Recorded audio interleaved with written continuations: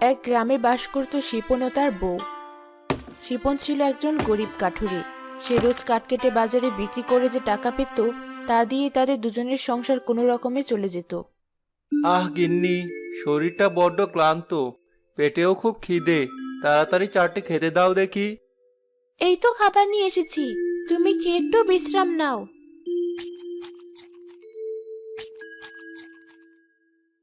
গিন্নি, সামান্য এই কাঠ বিক্রি করে দুজনে কোনো রকমে দুটো খেতে পারি। তোমাকে একটু একটু মাছ মাংসের মুখও চোখে দেখাতে পারি না, খুব আফসোস হয়। এত চিন্তা করো না, এমনও দিন আসতে পারে সৃষ্টিকর্তা আমাদের সব স্বপ্ন আশা একদিনে পূরণ করতে পারে। সে তো পারে, তিনি চাইলে তো অনেক কিছুই করতে পারেন। এই অনেক কিছুর ভেতরে যদি সৃষ্টিকর্তা আমাদের একটা সন্তান দান করতো, তাহলে সব থেকে সুখী হতাম। আমারও তো আফসোস হয়, বিয়ের এতটা বছর কেটে গেল। আচ্ছা গিন্নি, তুমি তো বাড়িতে একা একা থাকো। বাড়িতে যদি কিছু মুরগি পালতে, এতে তোমার আর একা একা লাগতো না। আবার আমাদেরও অর্থের দিক থেকে কিছুটা উপকার হতো।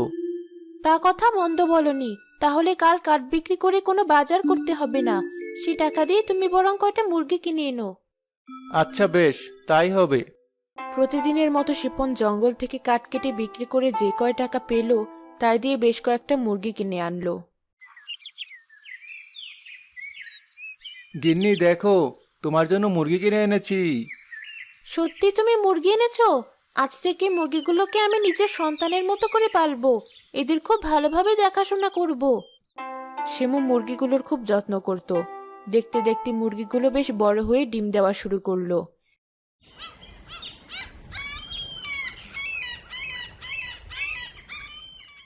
এক সকালে উঠে শিমু মুরগির ঘর খুলে দেখলো সব মুরগি ডিম দিয়েছে। এতদিনের কষ্ট আজ সার্থক হলো। মুরগির ডিম পাড়া শেষ হলে সবগুলো মুরগি ডিম দিয়ে বসিয়ে দেব। সেই ডিম থেকে আবার অনেকগুলো মুরগি হবে। কি হলো গিন্নি, মুরগি কি তোমার ভাষা বোঝে? সেই কখন থেকে দেখছি মুরগির সাথে কথা বলছো। কথা বলছে কি আর সাথে, আজ সবগুলো মুরগি ডিম দিয়েছে। তাই বুঝি? তাহলে তো আমার বউটার মুরগি চাষ সার্থক হলো। ভেবেছি সবগুলো মুরগি ডিম দিয়ে বসিয়ে দেব, তাহলে আমাদের আরো অনেক মুরগি হবে। এভাবে আমি বাড়ি বসে অনেক মুরগি চাষ করতে পারবো, আর আমাদের সমস্ত অভাবও পূরণ হবে। হ্যাঁ, খুব ভালো বুদ্ধি। তাহলে আর ডিম বিক্রি করব না, ডিমগুলো যত্ন করে তুলে রাখো। আমি এখন জঙ্গলে গেলাম, আজ একটু বেশি দেরি হয়ে গেল। শিপন তার কুঠার নিয়ে জঙ্গলে গেল কাঠ কাটতে।